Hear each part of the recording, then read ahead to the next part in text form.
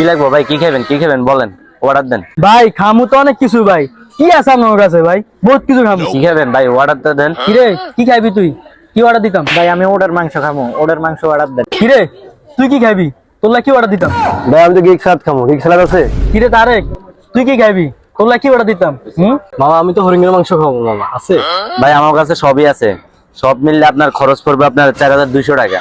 কিরে ভাই এত টাকা? কিরে ফারহান তোর কাছে কয় টাকা আছে? ভাই আমার কাছে তো কোনো টাকা নাই ভাই, আপনি কনে না আমি আইছি ভাই। কিরে ফাহাদ তোর কাছে কয় টাকা আছে?